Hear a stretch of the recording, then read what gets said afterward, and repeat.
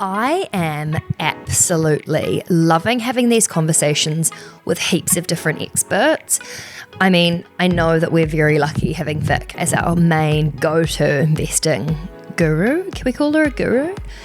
But having Zoe Wallis from Tempo in as a secondary, investing expert has just been so interesting. And in this particular conversation, we focus on AI and what is happening in this space and how can we invest in a way where we can take advantage of this particular trend.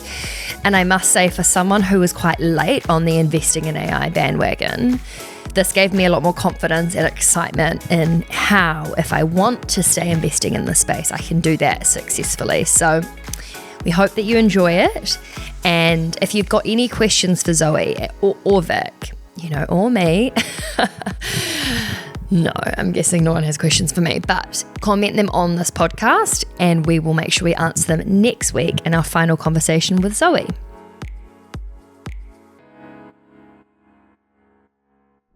We're back for our temperature check, which I must say, when we were brainstorming ideas, I didn't think about how hard that alliteration was going to be to say. Tempo check. Yeah. Well, the reason we called it this is because we have Zoe Wallis with us in the podcast. If you missed the last time we were speaking to her, the whole point of these conversations is to show you really one of the faces behind the investment decisions at Tempo, which is an amazing investing app that is guided investing. So you're able to input your own personal data and then I recommended some of their funds that would suit whatever your goals are. And Vic and I were talking about this, like when we were first talking about the partnership, and we were really excited about talking about Tempo to our audience because it's such a brilliant platform. And something that's been needed for so long. Gosh, yeah. A number of people that need help with investing. Because the thing is, it's all good to know you need to invest. All good. Like, how Kiwi was that? All good. It's all good, guys. But I think also just being able to highlight some of the amazing investing brains behind those investment decisions, and Zoe is one of those. So she's been in the investing space for a really long time, and we're very privileged to have her on to talk about another trend. And that is, sorry, I'm really having a total mouthful here, but the reason we call it the temperature check is because it is kind of like checking in with what are the trends, what is going on in the world, and like how is that impacting our investments? Like, do you know what I mean? I feel like I'm just trying temperature. How sometimes hot is the market? Yeah. How cold is the market? Thank you. How warm Is it? Mm-hmm. Thank you so much. That's kind of what I'm thinking. She's picking up Is what it is going spicy? Is it mild? Love it. Zoe, thank you for joining us. We are going to speak about another trend or something that's happening in the market first. And then we've got a bunch of listener questions that have come in from the Investing Club, from socials, of people wanting to ask you questions. So let's just start with the temp check, shall we? Temp check. Yeah. So what is one trend that when we invest, we need to invest for the long term so that we can kind of ride those waves of ups and downs. So what is kind of, I guess, a long-term trend or theme that you're seeing at the moment that people could possibly take advantage of if they wanted to? Yeah, look, I mean, the obvious one to say here would be AI. Yeah. And, you guys have talked about deep What's that? fiasco. Sorry. Artificial intelligence. AI, what is AI? I've never heard of it.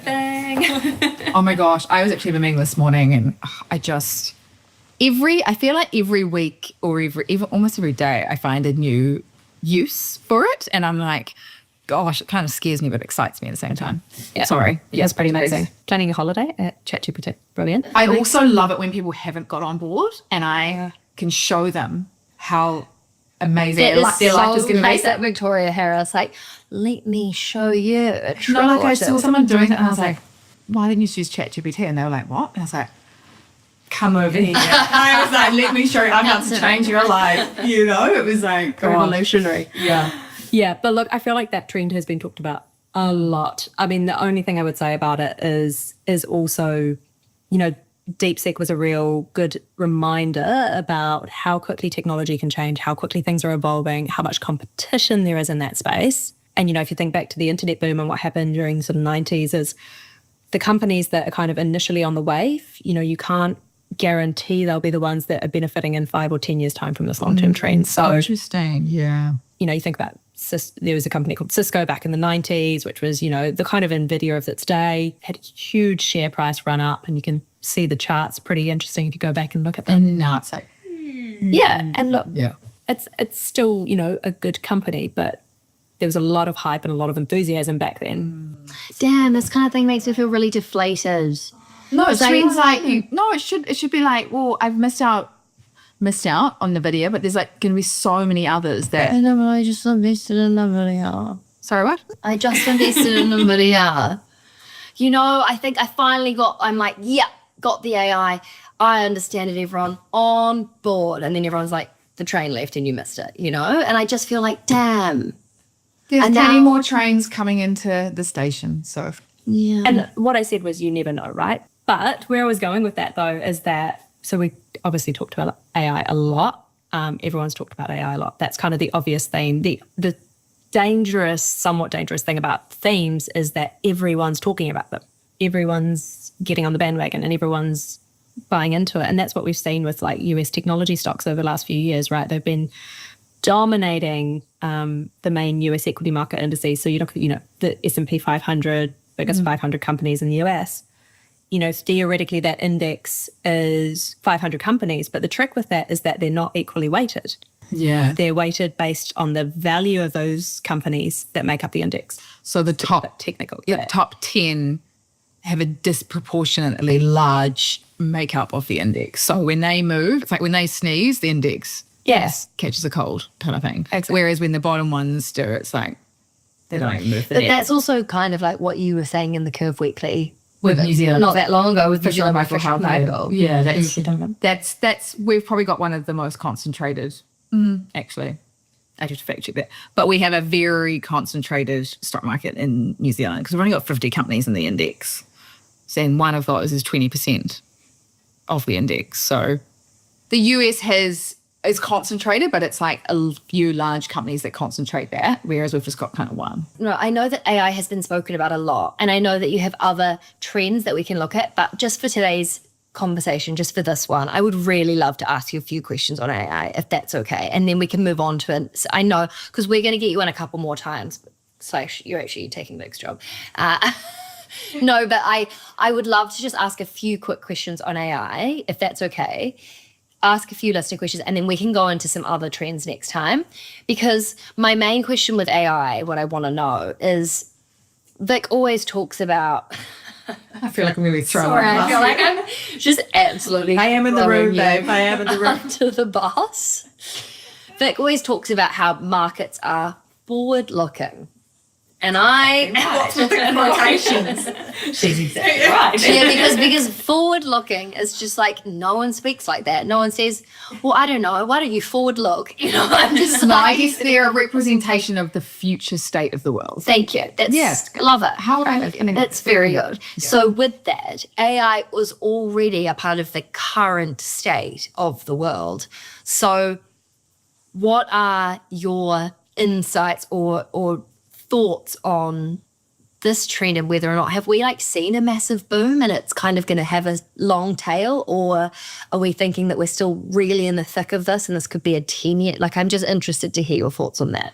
Yeah, I mean, I think it's undeniable we kind of are in an environment where we had an AI boom. Like, you look at the last 2 years of what's been driving US stock prices and equity markets, and it's very much been dominated by those big tech companies like Amazon, Nvidia, Microsoft, Facebook, Meta, that are exposed to this trend of AI and what it could mean in terms of technology.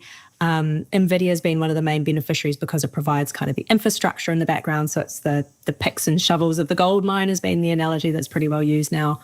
And so that's providing a lot of the backbone technology. And when you say that, is it more just the idea that like if you're climbing up the mountain is AI, you need your crampons and stuff to get you up there, and the crampons being that Nvidia is the chips, and so for everyone to use AI, they kind of are relying on Nvidia. Is that sort of what? Essentially, it's actually an old gold mining analogy, right? So when they like struck gold down on the west coast in New Zealand, for example, everyone rushed down there, ready to like, make we their need picks and fortune. shovels, we need picks and shovels. What's They're like, everyone Nvidia, hurry up, hurry up. And they'll be like, we're trying to make more, we can't keep up. There's a gold rush, there's an I think hour. it's just so funny that these sayings lasted. I mean, like, when was the last time someone went and Had a gold picked rush. up? But it worked. It worked. Yeah. Yeah. But not necessarily, the So question. DeepSeek came out and was like, we've got these even better shovels and these better picks Yes. for half the price, and they're more powerful at finding gold. Effectively, it was kind of, yes. and everyone's like, oh, hang on. We thought these picks and shovels were really good, but now these ones are actually better, and they can generate we can find gold much faster. Right. It's kind of. Okay. Yeah. Oh, we can move on from the gold Sorry. analogy. I'm I love a good forward. analogy though. No, I love it too. But Sorry, yeah. So we can get back to our point. So we've sort of seen we've seen a big boom around AI, right? Going back to the earlier point, those big 7 tech companies make up now about 33% of the S&P 500 index by weight. So these companies have seen huge share price run up, huge investor interest over the last few years. And, you look at US equity market indices and you think the S&P 500 has actually gone up over 50% in the last 2 years. And then one of the biggest drivers of that has been these AI technology, big companies associated with it. So we've kind of seen a lot of the boom. The question is kind of where does it go from here and who will the ultimate winners and losers be? And that's the really tricky bit because, as I sort of mentioned before, some of the obvious ones that are in play at the moment might not be the ones that benefit in 5 or 10 years' time. And what we're seeing is this sort of shifting focus from investing in the picks and shovels, investing in the infrastructure or the chips that power some of this technology to actually, how do you monetize this? So we all use ChatGPT, don't know who pays for a subscription, pretty token amount. For companies like OpenAI, user charges don't often cover the cost of actually developing and running those programs. So how do you turn this into a profitable business going forward? This is so interesting, and it's making me feel like I have this insight that I didn't before you explained that, Zoe, in that it's not a question of are we still in the AI boom, because it is going to continue to grow as we figure out how to use it in society and what jobs and what infrastructure is needed. It's more what element of the AI boom is still to come, like how will it evolve? Because I think we can all probably agree that AI is going to be a massive part of our lives. My question then is, back to the markets are forward-looking comment, how do we then think about markets now? Because we don't know what's going to be happening or what part of AI is going to evolve or grow or become dominant. Then how do we think about it with an investing lens? So the way I'm thinking about this personally at the moment is that you've had a really good run up and you've had a huge amount of enthusiasm, a huge amount of investment, particularly in some of the infrastructure side of things. The forward-looking outlook is pretty positive at the moment. People expect these companies to be able to keep generating, and these companies have had good profits, good results, good earnings. They're expecting those kind of will continue for the next foreseeable future, right? Well, it was like if you looked at how much even just like Meta, Google and Amazon are actually spending on AI in the next few years, it's like from like 10 billion to 60 billion. Like these companies they're at the forefront of what's going on, and they're still putting billions and billions of dollars investment in this. So I think we've definitely still got a long way to run. But yes, what does it look like in terms of going from usage to monetization and more commercialization? And then also the infrastructure, I think, is a big one. It's like, who is going to be the front runner to support all this energy that it takes to power these AI platforms is just like incredible. So it's effectively housing the gold miners. Everyone's Who's rushing. doing the accommodation? Who's doing the accommodation and the water and the electricity and like all of that to power these, to support these gold miners. And and then also, is that being powered by coal? Is that being powered by solar or wind or renewable energy? Yeah. And that's a really good pivot to, like another theme where we're seeing, quite strong potential is around infrastructure investment. And, you consider how much energy these data centers need, and they also need a huge amount of water for their cooling systems at the moment as well. And so, there's two things which are quite, intensive on our resources. So one of the requirements with data centers is often they have to be based on renewable energy. So they have to be able to power themselves essentially without taking out of the grid or using fossil fuels. The other part is they need a lot of water. So what does that mean? Has an impact on where you can put them, has an impact on the environment. Wow, it's all so interconnected. That must be so fascinating for you to think, okay, well, where are they going to be located? Maybe this country is going to do really well economically. And, that's so fascinating. I don't think I've ever really, no offense, thought of that job as being fascinating. But even just hearing you talk and explain it in a way that makes so much sense to me, is it frustrating to not really know the answer? It's like you can do so much research and you can have so much insight, but at the end of the day, it's kind of like we can't say what's going to happen. I think you have to be comfortable with that if you're investing in general, though. That's so true. No one's got perfect crystal ball foresight. I used to spend a bit of my time running economic forecasts, right? And no one ever gets them right all the time. Yeah. That's a given. But, understanding the risks around your view is probably the most interesting part. And I think, when you think about the risks around, AI and technology companies at the moment, there's been a huge run-up. There's been a huge amount of enthusiasm. The risk is that they don't manage to live up to expectations, which are pretty elevated at the moment. So, yeah, I think that's really, it's all about your risk. And if you're just investing in one AI company, that's very high risk. There's a very high risk approach to investing in the AI trend. The lower risk approach is to invest in a whole range of different AI companies, either through an ETF or just by picking a whole bunch of AI companies, and that reduces your risk, but you still get exposure to the possible trend that's coming. So it's like you need to decide what your risk tolerance is when it comes to investing, whether it's investing in a trend or just investing in general.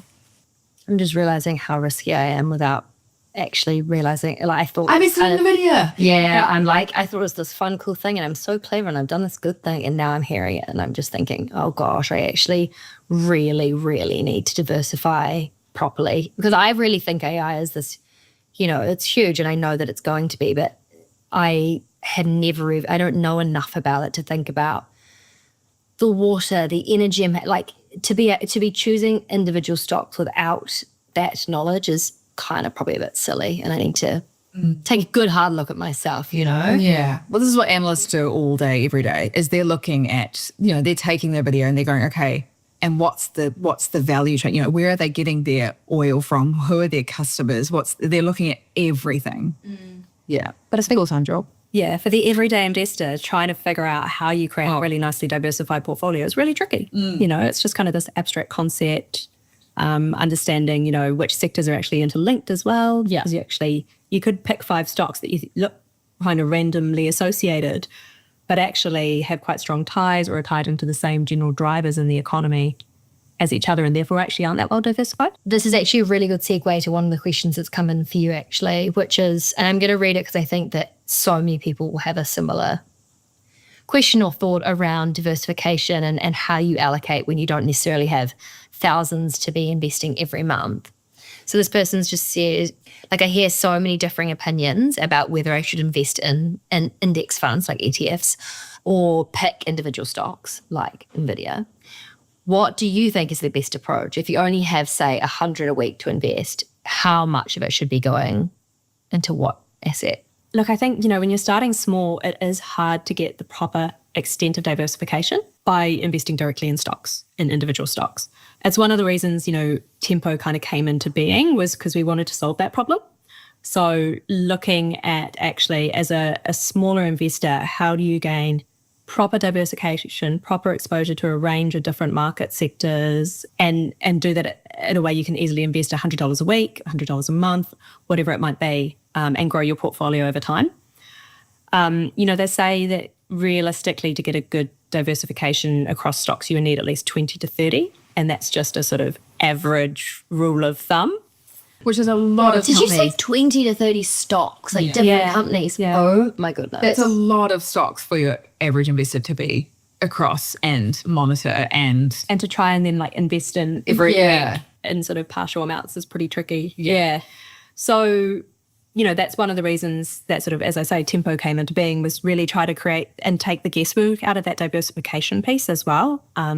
We kind of take into account your risk appetite, your timeframes, and work back from that, and your preferences as well about, whether you want to have an ESG lens over it, whether you want to have specific sectors included or excluded, then basically can sort that all out for you and take some of the guesswork out of it.